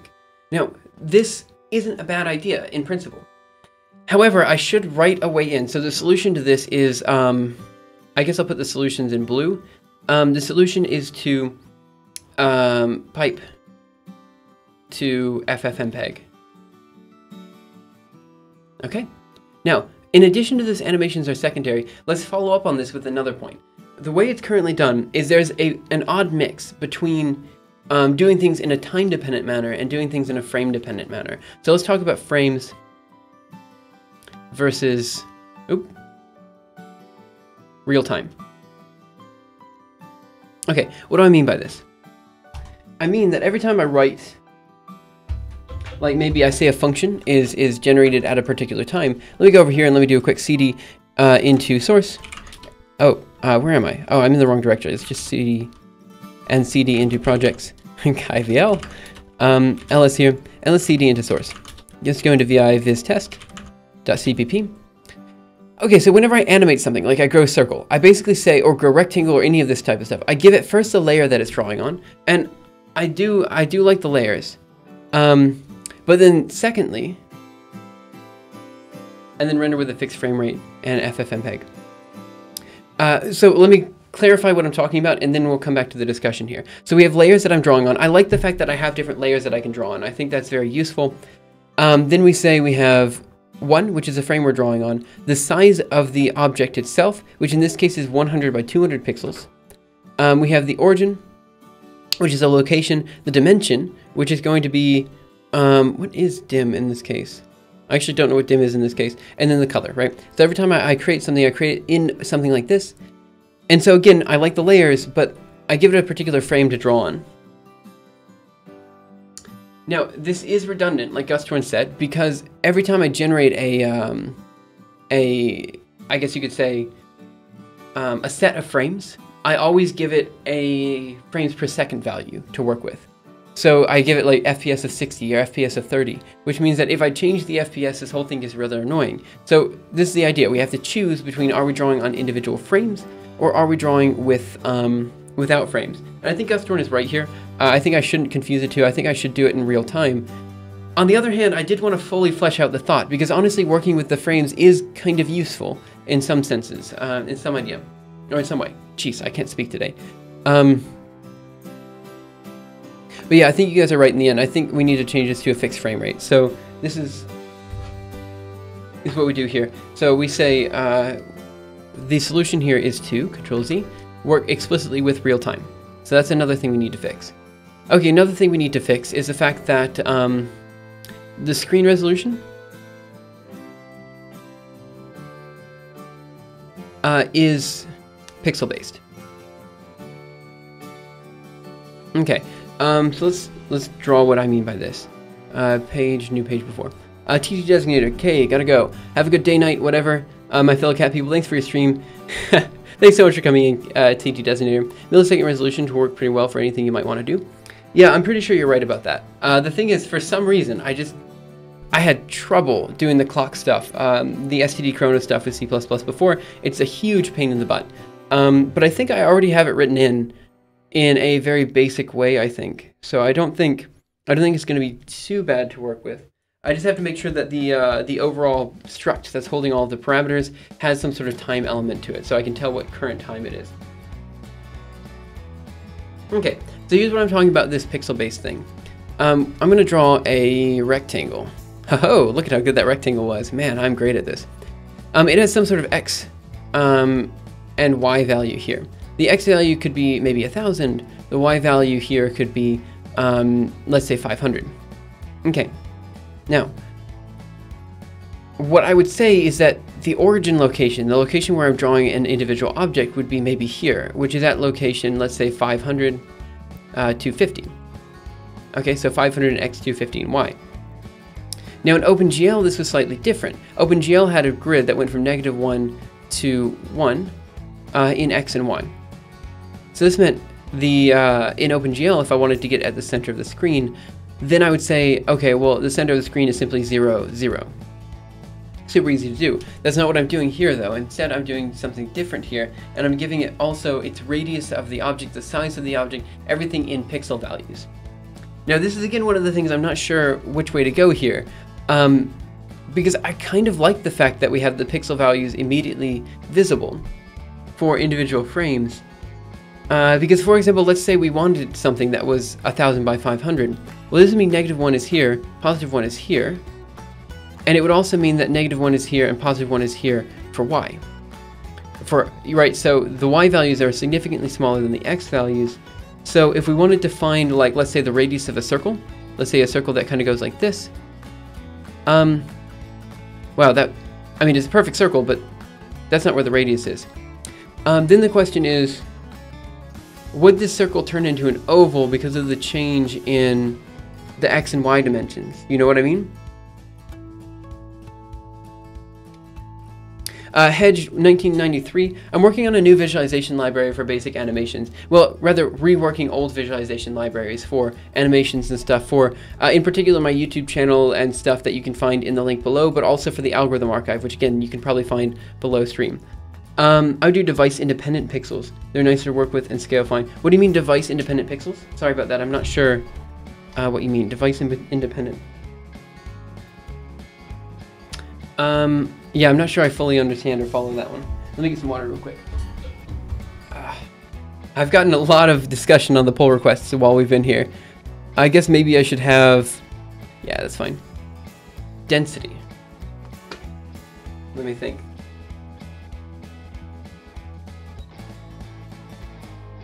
Okay, I see. So what you're saying is that the guy pops in and says, I want a radius of 1, right? And then the underlying code will turn it into pixels. Yeah, that's probably doable. That's something I need to think about. Okay, yeah, so let's do that too. This way it's clear, like, where everything is. I'll put this up over here, I guess. No, I'll put it down over there. Okay, so that's that. And now there's one other big thing I want to talk about. So we'll do something... Yeah, so we'll find a way to solve this problem here. Another problem I have, I just had it in my head. Let me think, what was I gonna do? I just had it in my head. I'm sorry, I'm drawing a blank. I had them all written down, but this was one that I thought about while I was talking about it, and then I forgot what it was. Dagnabbit. So the animations are secondary. That's something that we need to pipe into FFmpeg. That's something to solve. Frames per real time. And then the other thing I need to do is something with the shapes themselves. So the shapes aren't treated as objects. Oh, that's not how you spell it. Shapes are not treated. Let's say objects. Okay. And so basically this means, like, when I had OpenGL, I had all these functions of which I can use for a bunch of different things. Like I had functions that I could, you know, change the shape, change the size of a circle or something like this. So because shapes are not considered objects here, basically what I do is I say, okay, we draw a circle at this location, we draw a circle at this location. And this is something that OpenGL had that was quite good. So this means I need to add like some sort of general draw shapes function. One second. Which I had in OpenGL. So if we have something like draw shapes and we have everything else done, I think this can be done pretty straightforwardly. I think basically if we combine some of the stuff we did with Scientific Visualization Library into the Cairo Visualization Library, then we'll be good to go. So, well, Simulations is working here on the algorithm archive, and he's doing the programming for the videos here mostly. Yeah, so the just to be clear, in case people did pop in and they haven't mentioned anything or they haven't seen anything about any of my other stuff, I have a YouTube channel. It's called LayOS. I make basically visualizations of scientific and mathematical concepts, and also a lot of stuff about algorithms very recently. Feel free to check it out. I think we've got some really cool animations and visualizations there. Now, in terms of what I also do, all the algorithms and stuff that I write about or I make videos on, I also put in the algorithm archive, which is a growing basically repository of all the different algorithms, and the idea is that we get as many algorithms in there as possible. It's just starting. It's kind of slow, but hopefully by the end of this year, it becomes one of those really big, I guess, one of those big projects that has basically everything you could want in it. So we have like 31,000 words in there right now. I would like to have 100,000 by the end of the year, which is about half the size of one of Robert Jordan's Wheel of Time books. In the case that you know the Wheel of Time. I think, actually, let me take a look at this real quick. So let me do word count of Wheel of Time. I feel like anything, okay. What do we have here? Word count, word count, word count. That's not what I want. I want maybe Wheel of Time here. It might be at the bottom. Ooh, there we are. Number of words. I love this. So New Spring had 122,150 words, but that was like half the size of all the other books. All the other books were like 300,000 words. Gosh, I can't believe I read this entire series. Jeez. That is a lot of reading. Anyway, it doesn't matter. I mean, I've done more reading, obviously, but it's a good series, though. You should totally read it. Anyway, point is, so we'll be at the size of New Spring by the end of this year. That's what I want to do. I want to be that size. I know this is really dumb, but I have like these internal goals that I want to hit by the end of the year, you know, so I can say, hey, this project has been moderately successful. Okay, so as far as the visualization library is concerned, once we can get all this stuff in there, I think we're good to go from there. So what I want to do is basically recreate some of the functions that we had in the scientific visualization library before going there. We read like 19 days in. I feel like that's for the audio files. I feel like it actually didn't take that long now that I think about it. Because I used to be able to read one of these books in a night. So yeah, gosh, I remember staying up all night reading these books. Ha! Oh man, those were some of like my best nights of my childhood too. I just remember we were at a lake somewhere, you know, in one of my friends' like mansions basically. I don't know, this person just was rich. They had a mansion, huge house, and you know, it was just nice and calm outside. And I just spent the entire night just reading. That's all I did. Just read the entire night. Ah, that was such a good night. I mean, I do the same thing now. I just read scientific papers instead of fantasy. Last night I was up kind of late reading about the unknotting thing, which was quite cool. One in a night? You have fast reading style then? Yeah, I read quite quickly. Like I said before, when I was younger, I used to just read the first 3 characters of a word, and then I would guess what the word was based on the length of the word until the next space. And so I'd basically skip out on a bunch of text. I also learned how to speed read just by reading enough. And I just started like doing this thing where I wouldn't really move my eyes any, and I'd just like immediately be able to just read as we're going along. So, I don't know, it was pretty good. Let me think, what else am I going to do? Okay, so let's go ahead and get started on the SciVL. So we have a whole bunch of stuff here. The test animation does work, so that means we're not too far off. And let's go ahead and write and quit here. So now, the question is, how do we do this from now on? Let's go into visualization test.cpp and let's take a look at what we're doing right now. So we have some sort of resolution that we're reading in. We have the frames per second. We have the background color. There's a lot of things we need to do here. Let's also go into right quit and let's go into VI. I'm already in source, so let's go into CairoViz.cpp. We have the init function here, which basically just initializes a single frame, and then we have frame destroy all, which is also another useful thing. That's true. All you have to do is practice. That's true. For almost everything, all you have to do is practice.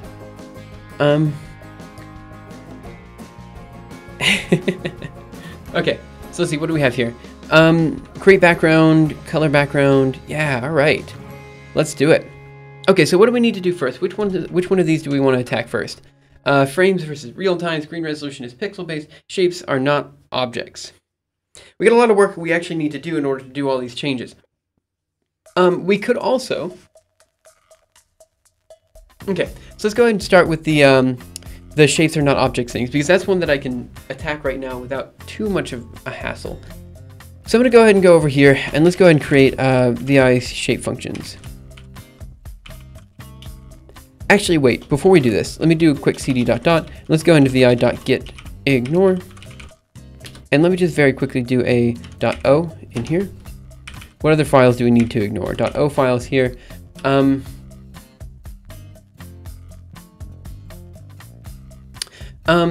Yeah, you're right. It doesn't necessarily need to be a problem, but the, actually, let me think. The problem is that you only, so you don't run out of memory. Yeah, that's the problem. The memory problem is also a big deal.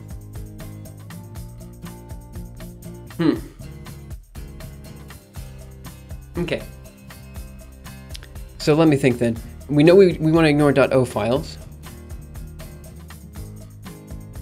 Yep. What other files do we want to ignore? How about we just have .o files for now? I'm sorry. Get status. Get status. The memory problem is easily solved by making shapes objects. Oh, is it .io? Ah. Move.getIgnore. Get ignore .io. Yep. Let's grab this, open link, just do that. Screw it.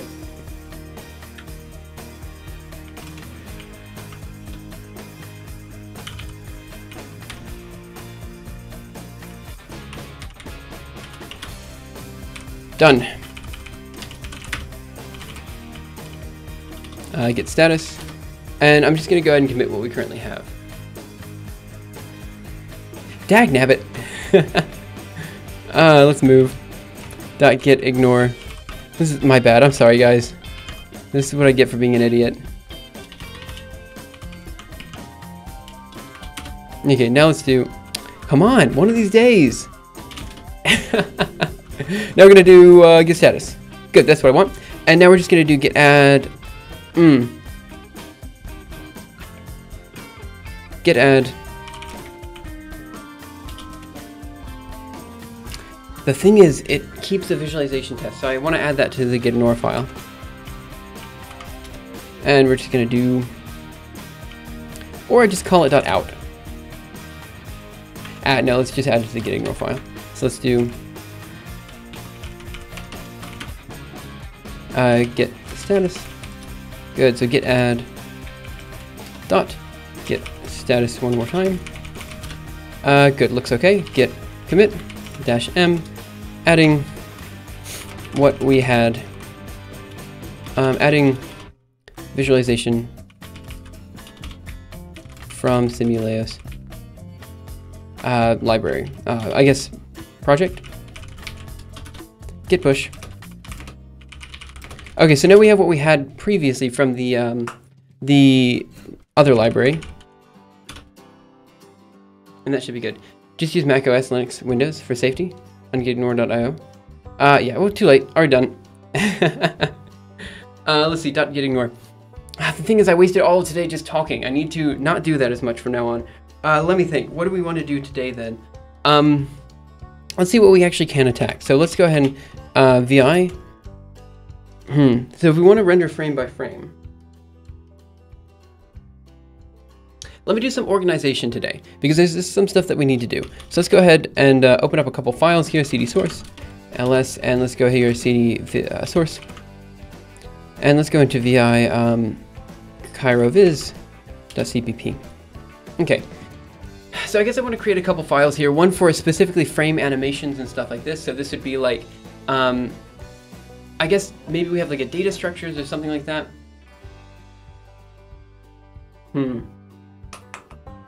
I guess we're going to say frame functions. VI frame. Ustream is about cool interaction as well. Yeah, that's true. Frame functions .cpp. Okay, so here's where I'm going to put all the frame functions for now. At least for the first minutes. What was I going to say? Yeah, that was something. I was talking to a few people the other day about YouTube versus Twitch and all this kind of stuff. And my honest opinion is that Twitch is more enjoyable than YouTube. I think I tend to prefer watching Twitch to YouTube just because I tend to pop in, say something in chat, people talk. I mean, it's an enjoyable interaction between you and the community. It's an experience. Meanwhile, YouTube, although very good and it has its own purpose, there isn't as much interaction between you and the content creator.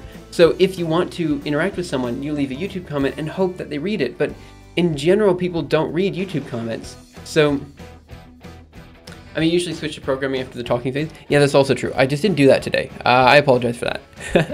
So what we're gonna do, let's see, how do I want to run this? I guess this should be a standalone. Yeah, I guess I want to do this. So we're gonna do include. And I guess we're going to want to do /include, and it's going to be frame functions.h. Something like this. And now we're just going to go ahead and put all of the frame stuff in here for now. I guess create background, color background, all this kind of stuff is going to go in here. Draw frames, frame, create frame, all that kind of stuff is just going to go in here. So let's go ahead and copy that and move it over here. And I guess this is also going to be in there. So we're just going to paste it here. And then we're going to do the same thing down here with color background, draw frames, create frame. Yep, all that stuff. Paste it down there. Okay, so now we have this here. Again, right now we're just going to do some basic organization. Nothing crazy right now. But what I wanted to do then is remove these guys from here. So that they're all in that other guy. Draw frame. And this way we have specific functions for shape functions. And then we have frame functions. So let me see, what else do we have here? I think the rest of this is all for shapes. Draw filled circle, grow rectangle, grow rectangle, grow rectangle, grow line, animate line, animate line. Let's see, draw layers, draw layers. That should be over here. Let's pop this up over here. And let's remove this from over here. And then let's see what else we have. Animate circle, draw human, animate human, write text. I guess we should have something separately working for text. Draw array, clear context. That should be over here. And let's paste that there and remove that from up here. Okay, and let's go from there. Highlight bar, draw permutations, init layers, again, this should be over here. Void draw.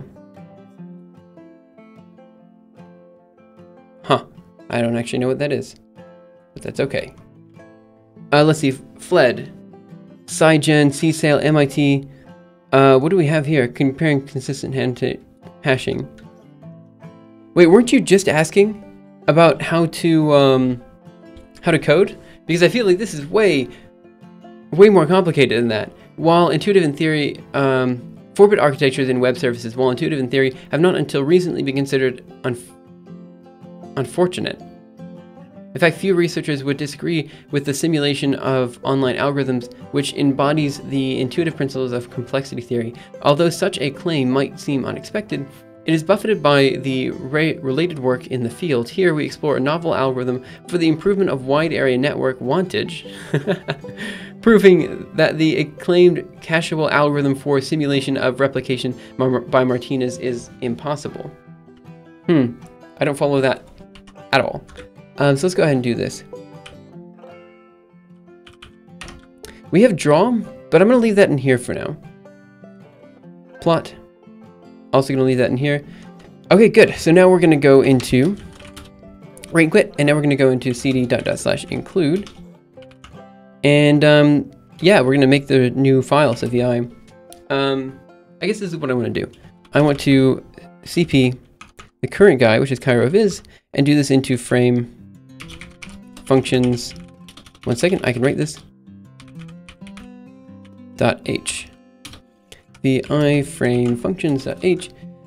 Oh, still called howtodance.viz. Great. You can tell that this is a hodgepodge of things. So we're going to call this frame fx. Frame fx. And yeah, this should be okay. Great. Go up here to the top and let's remove everything we don't need. So create background. That stuff we need. But we don't need these guys. Let's see, grow circle, we don't need any of that. Draw filled circle, grow rectangle, grow line, animate line. Draw layers, we need that one.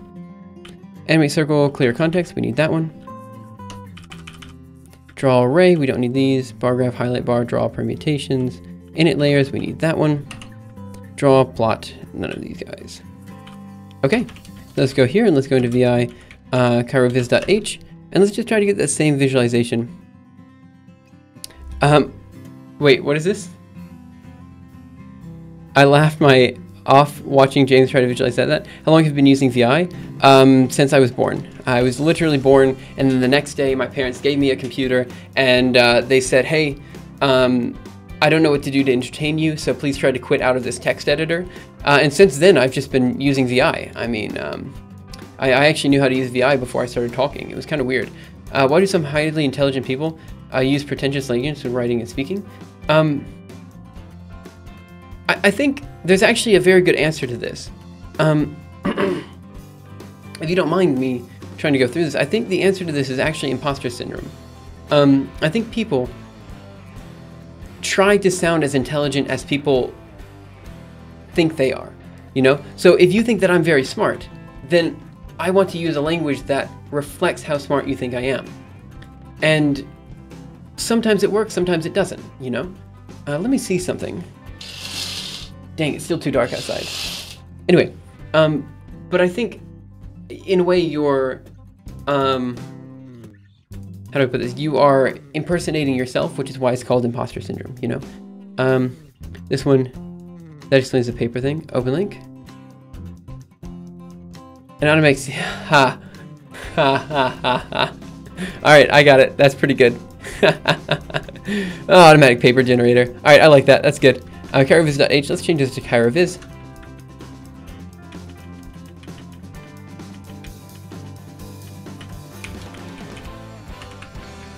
Same thing here. And I think I'm going to have to read in frame functions. Right, this, let's see, we have clear context with pop here at the top, frame functions.h, and let's go into VI source. Sorry, chiroviz.cpp. And we're also going to need to grab in frame functions.h here.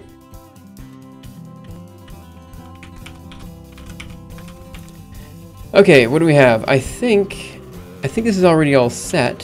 Frame quit, cd, let's cd dot over here. And let's go into VI makefile, and let's add frame functions here to the dependencies. All right, let's see what happens if we try to make this guy. Struct color, redefinition of struct color. This is going to be in viztest.cpp, and it looks like it's in chiroviz.h. 1 second. Man, I've been super sneezy and coffee today. Since Leo's used VI since his birth, his eyes formed back, so he can only see black and white. That's actually true. How is Japanese programming community? I hear Ruby is very popular. I don't know, actually, I work in the Okinawa Institute of Science and Technology, which is completely 100% English-based. I don't actually interact with too many Japanese people because I work in a very international community. And the Japanese people I do interact with are not part of the same community that you would expect other programmers to be a part of. It's more scientists than programmers. So I tend to work on scientific software, not on general programming stuff. So that's how it is. Redefinition of struct frame, include chiroviz.h. Let's see. Chiroviz.h. Let's see. I want to do.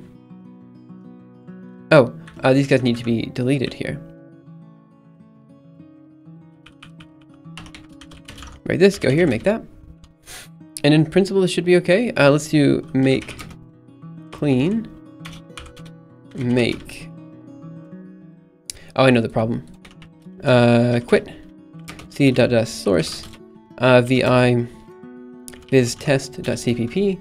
And what I want to do is not chiroviz, but frame functions. Yep. So frame functions.h.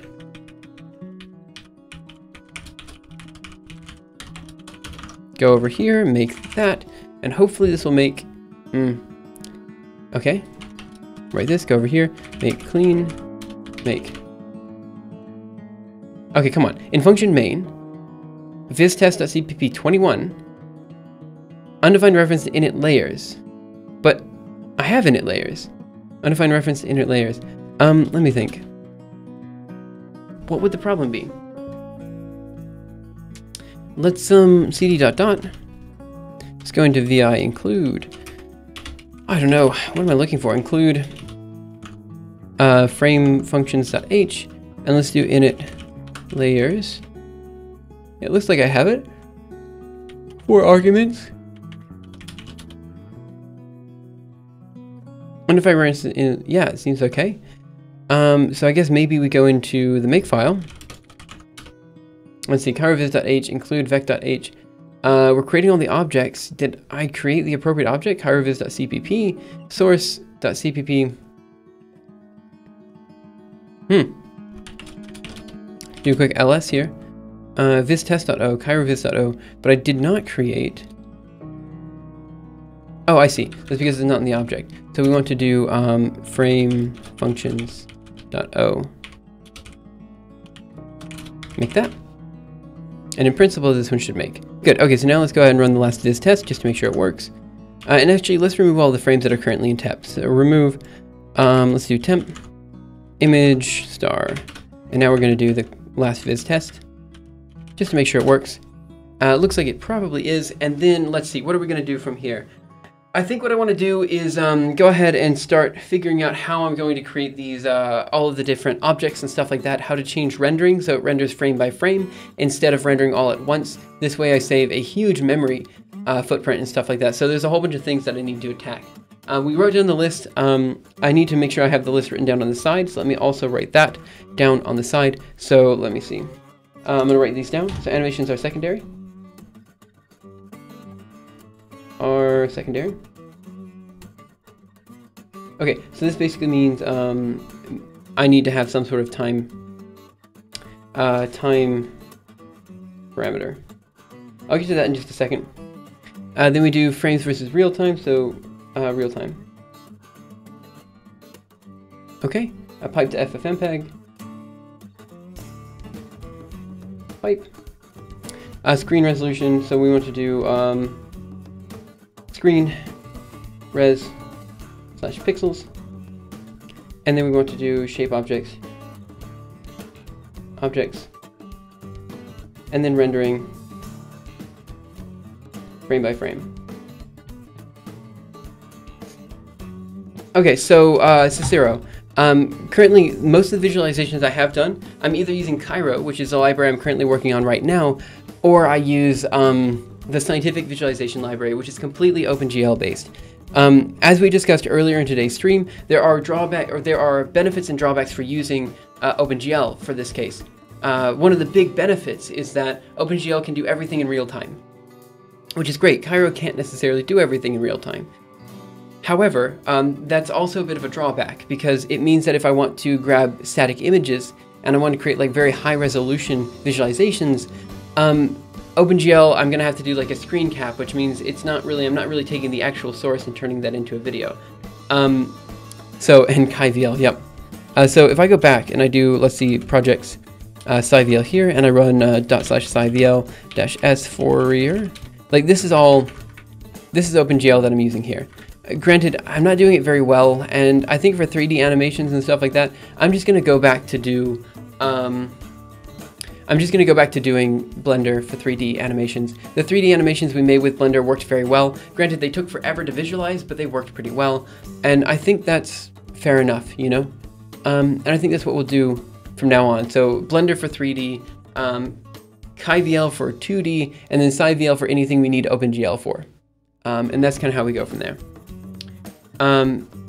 Yeah, the fact that in order to make videos I had to do a screen capture is one of the main reasons I didn't like using OpenGL in the end. And granted, I could grab individual images by using like some sort of frame buffer every 60 like FPS or whatever, but I don't know, like it just kept getting more and more hacky, and the amount of code I had to use to generate images that didn't really look that great was high. Like I had to generate a lot of code to generate what I could already do in Cairo relatively straightforwardly. Like the difference is clear. The scientific visualization library is, oh, what is it? How do we check the Find number of lines in codebase command Linux. There's a command to do this. I just don't remember what it is. WC pipe find. No, that's not what I want. What is it? Clock. If I run clock here, option a clock dot. It's let's see. It's a total of 5,000 lines of code, basically, something like that. And if I go back and I go into the SciVL library, which again can do basically the same thing, and I run clock dot, it's like it's 1,000 lines of code. So it's literally a factor of 5 less lines of code. For McGee, what about SDL2? I was using SDL2 for that library. It was SDL plus OpenGL. That's what I was using for the previous library. And again, it was just a lot of boilerplate code that I didn't want to have to deal with, you know? Meanwhile, this library is 1,000 lines and it works pretty dang well, you know? There's some things that we can make it better with, but I'm ultimately happier with what the visualizations we did with Cairo than the visualizations we did with OpenGL. Now I know OpenGL is more popular, and I know that this is probably going to, you know, kill the popularity of my stream or whatever. But on the other hand, if it's easier for people to follow the code, and I can create visualizations faster, and everything, I feel like it's okay. I think it's okay. So anyway, we have these two different libraries, OpenGL and Cairo, and we'll see which one works best. Anyway, that is about it for now. So I think I'm going to go ahead and commit what we currently have. So git status, and I'm just going to add what we have. So git add dot and git commit dash m, modifying. What do I want to do? Modifying files to more accurately. One second. Reflect. Oh, I'm sorry about that. I hit my microphone I hit my microphone. Sorry about that. So modifying files to more accurately reflect capabilities. There we go. Done. Git push. Master. Okay, so this should work. And it should be okay for now. And again, there's a bunch of things to fix. I have them all written down, and we'll attack those things one at a time for the following visualization. Now, you guys mentioned that for the visualization, you want to do the fractal flame algorithm next, which is good. That's a good one to do all the tests on, and I think we'll go from there. Anyway, guys, at this point, I'd like to thank you guys so much for coming in. Have a great day, night, afternoon, morning, evening, whatever time it happens to be your time, and I will see you around next time for the next episode of SciVL, when we continue working on the visualization library, hopefully getting a lot of these points kind of figured out. I'm going to write some pseudocode this afternoon to go from there. Okay, I think we're good to go. Thanks guys so much for coming in, and I will see you next time. Bye guys.